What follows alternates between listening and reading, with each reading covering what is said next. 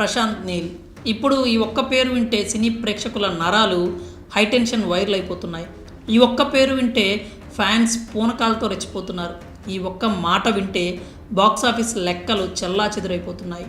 Cinema మాధ్యమానికి elevation అనే మత్తెక్కించి mass అనే పదాన్ని మరో లెవెల్కి తీసుకెళ్లిపోయాడు నీల్. తాజాగా బాక్సాఫీస్ వద్ద ప్రశాంత్ నీల్ సృష్టించిన సలార్ జాతర జరుగుతోంది. అక్కడ కాటేరమ్మ కొడుకు ఒక్కో రికార్డుని ఊచకోత కోసుకుంటూ పోతున్నాడు. మన డైనోసార్ అన్ని సినీ ఇండస్ట్రీలపై పడి దుమ్ము దులిపేస్తున్నాడు. ఇంతటి విజయానికి కారణం ప్రశాంత్ నీల్. కానీ ఇలాంటి సమయంలో కూడా ఈ పాన్ ఇండియా డైరెక్టర్పై ఓ విమర్శ. ప్రశాంత్ నీల్ తన మొదటి చిత్రమైన ఉగ్రం సినిమానే మళ్ళీ సలార్గా తీశాడని కొంతమంది పెదవి విరుస్తున్నారు. నిజమే, సలార్లోని చాలా కథ ఉగ్రందే. ఇందులో దాపరికం ఏమీ లేదు. నిజానికి సినిమా విడుదలకి ముందే ప్రశాంత్ నీల్ ఈ విషయాన్ని స్పష్టంగా చెప్పాడు కూడా. కానీ సలార్ విషయంలో కొందరిది ఇంకా అదే విమర్శ. ఇది ఉగ్రం కథ అంటూ తలలో బాధేసుకుంటున్నారు. నిజానికి ఉగ్రం సినిమా వెనుక ప్రశాంత్ నీల్కి ఎన్నో బాధలు, కష్టాలు, నిద్రలేని రాత్రులు, ఆర్థిక ఇబ్బందులు ఉన్నాయి. ఉగ్రం కథను సినిమాగా చూడటం కోసం ప్రశాంత్ కష్టాలు పడ్డాడు, కన్నీళ్లు పెట్టుకున్నాడు. ఉన్న ఆస్తులంతా అమ్మి రోడ్డున పడే పరిస్థితికి వచ్చాడు. ఇంత నష్టం జరిగినా కూడా ఇప్పుడు మళ్ళీ ప్రశాంత్ నీల్ కావాలనే ఉగ్రం కథను ఎందుకు రీటైల్ చేశాడు? తనని కట్టుబట్టలతో రోడ్డున పడేసిన ఉగ్రం మూవీ అంటే నీల్కి ఎందుకు ఇంతటి ఇష్టం? తన జీవితాన్ని నరకప్రాయం చేసిన ఉగ్రం కథని మొత్తం ప్రపంచానికి చూపించాలన్న తపన దేనికి?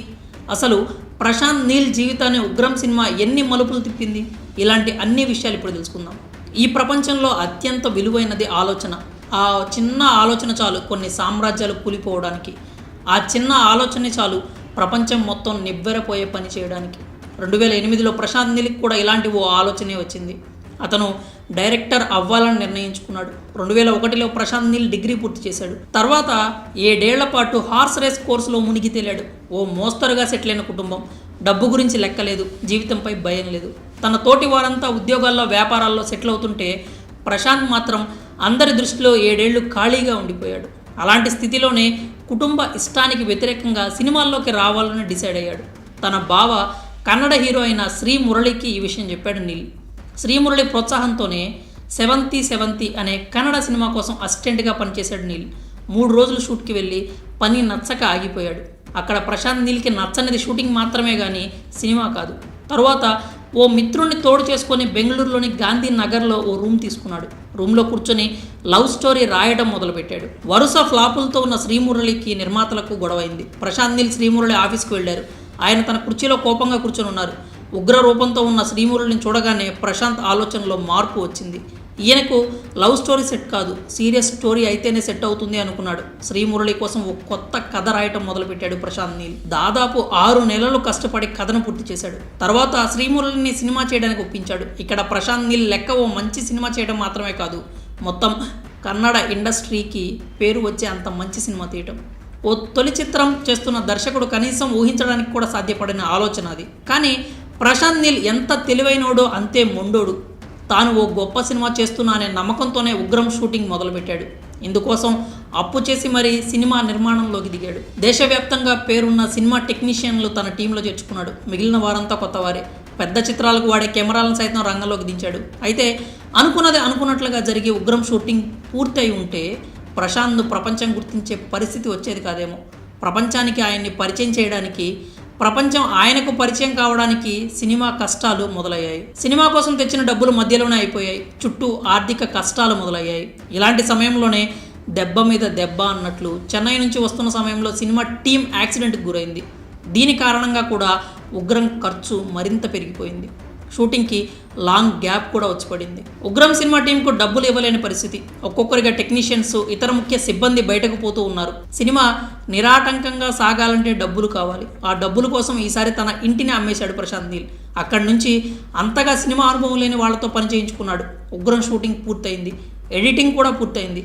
ప్రశాంత్ నీల్ మొత్తం సినిమా చూశాడు. ఆయనకు సెకండ్ హాఫ్ నచ్చలేదు. తాను అనుకున్న దానికి, తెరపై చూస్తున్న దానికి పొంతన కుదరలేదు. ప్రశాంత్ కన్విన్స్ కాలేకపోయాడు. సెకండ్ హాఫ్ మొత్తం రీషూట్ చేయడానికి నిర్ణయించుకున్నాడు. ఇదే విషయాన్ని శ్రీమురళికి చెప్పాడు. రీషూట్ చేయడానికి డబ్బులు కూడా లేని స్థితి. ఈసారి ఇంకాస్త అప్పు. ఆ డబ్బుతో ఓ చిన్న టీంను తయారు చేసి సెకండ్ హాఫ్ మళ్ళీ పూర్తి చేశాడు. సినిమా ప్రశాంత్ అనుకున్నట్లుగా రావడానికి 4 సంవత్సరాలు పట్టింది. ఏకంగా 4 కోట్ల అప్పు మిగిలింది.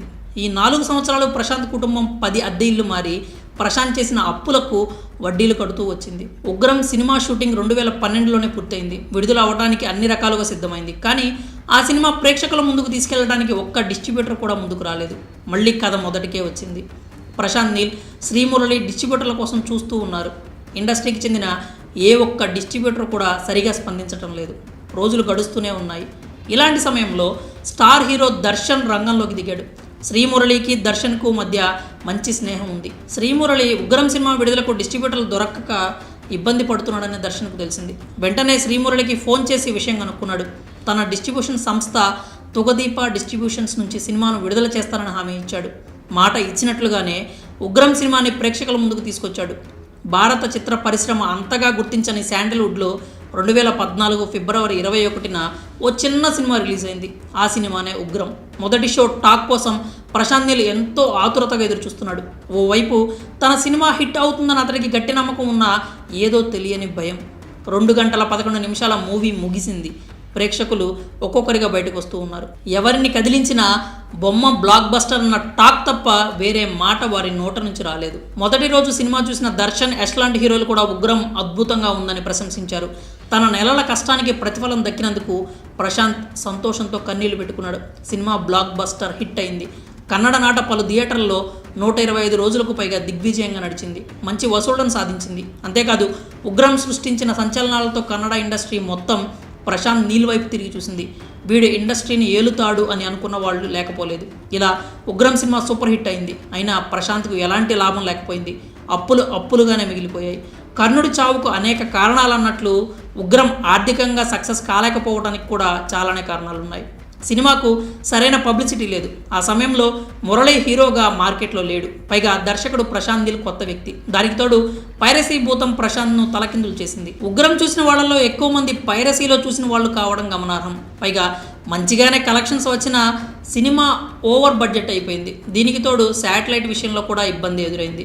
ఎవ్వరూ కూడా ఉగ్రం శాటిలైట్ రైట్స్ తీసుకోవడానికి ముందుకు రాలేదు. దాదాపు సంవత్సరం తర్వాత ఎవరో తక్కువ ధరకు సినిమాను కొన్నారు. సాధారణంగా ఎవరైనా తమ సినిమా హిట్ అయితే గుండెల మీద చెయ్యి వేసుకుని హాయిగా నిద్రపోతారు. కానీ ప్రశాంత్ నీల్ విషయంలో ఇప్పుడు అలా జరగలేదు. కోట్లలో అప్పు. రోజులు గడిచే కొద్దీ అతడిలో మదన మొదలైంది. తన ఊహలకు సరైన న్యాయం జరగలేదన్న బాధ మొదలైంది. ఉగ్రం కథ సినిమాగా తెరకెక్కింది. ఆ సినిమా ప్రేక్షకుల ముందుకు వచ్చింది. వాళ్ళను మెప్పించింది. కానీ తాను ఊహించుకున్న పరిధి ఇది కాదు. తనకు రావాల్సిన లాభాలు ఇవి కాదు.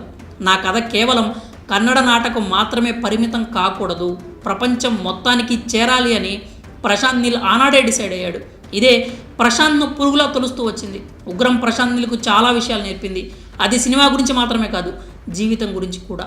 తన పిచ్చి కోసం కుటుంబాన్ని నడి రోడ్డు మీదకు తెచ్చానన్న బాధ ఆయన వెంటాడింది. అందుకే తన ప్రాధాన్యతలను మార్చుకున్నాడు. సినిమా కోసం కుటుంబాన్ని ఇబ్బందుల్లో పడేయొద్దని నిర్ణయించుకున్నాడు. ఏం చేసైనా సరే కుటుంబాన్ని సంతోష పెట్టాలని నిర్ణయానికి వచ్చాడు. ఇక్కడ నుండే తన ప్రయారిటీ మార్చుకున్నాడు.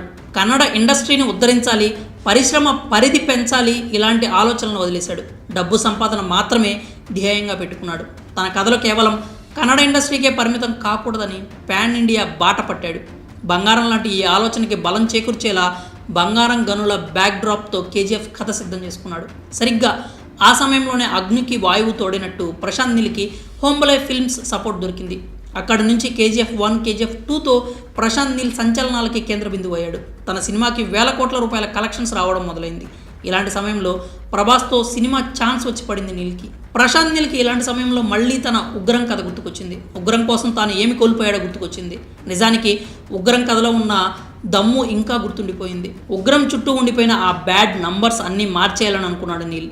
ఇప్పుడు ప్రశాంత్ నీల్ స్కిల్ పెరిగింది, శక్తి పెరిగింది, మార్కెట్ పెరిగింది. అన్నిటికీ మించి ప్రభాస్ కటౌట్ దొరికింది. ఇందుకే ఉగ్రం కథని మళ్ళీ తెరకెక్కించాలని, ఈసారి కాసుల వర్షం కురిపించాలని నిర్ణయించుకున్నాడు. ఆ ఉగ్రం కథకి కాన్సార్ అనే ఓ ఫిక్షనల్ వరల్డ్ యాడ్ చేసి సలార్గా మార్చేశాడు. ఇందుకోసం కావాల్సిన అన్ని మార్పులు చేసుకున్నాడు. ఫైనల్గా సలార్ సూపర్ సక్సెస్. అండర్ ప్లేలో ఉండే ఉగ్రం కథ ఇంకా హిట్. ఇప్పుడు ప్రశాంత్ ఎక్కడ పోగొట్టుకున్నాడో అక్కడే గెలుచుకున్నాడు, అక్కడే సాధించాడు. ఈసారి ఇంకాస్త ఎక్కువగా ఒడిసి పట్టుకున్నాడు. చివరగా సినిమా విడుదలకు ముందు ఒక్కసారి ప్రశాంత్ నీల్ చెప్పిన మాటలు గుర్తు తెచ్చుకుందాం. ఉగ్రం కథ ఎక్కువ మంది ప్రేక్షకులకు చేరాలని నేను అనుకున్నాను. 2014లో సినిమా థియేటర్లో రిలీజ్ అయింది. కానీ నా కళ నెరవేరలేదు. ఆ కథకు న్యాయం చేయకుండా ముందుకు వెళ్ళాలని నాకు అనిపించలేదు. నా బుర్రలో వేరే కథలు ఉన్నా ఉగ్రం కథకు న్యాయం చేయాలని అనిపించింది. ఉగ్రం కథకు నా మనసులో ప్రత్యేక స్థానం ఉంది. కేజీఎఫ్ సినిమా అంత ఎత్తుకు ఉగ్రం వెళ్ళాలి అని భావించాను. నేను సలార్ను ఉగ్రం రీమేక్గా చూడడం లేదు, ప్రభాస్కు తగ్గట్టుగా చాలా మార్పులు చేశాను అని సలార్ సినిమా విడుదలకు ముందు ప్రశాంత్ నీల్ ఓ ఇంటర్వ్యూలో అన్న మాటలు ఇవే. ఇప్పుడు వాటిని నిజం చేసి చూపించాడు నీల్. మరి ఇన్ని కష్టాలు పడి ఉగ్రం కథతో ఎక్కడైతే పోగొట్టుకున్నాడో మళ్ళీ సలార్ కథతో అక్కడే దక్కించుకున్న ప్రశాంత్ నీల్పై మీ అభిప్రాయాలు ఏంటో కామెంట్స్ రూపంలో తెలియజేయండి.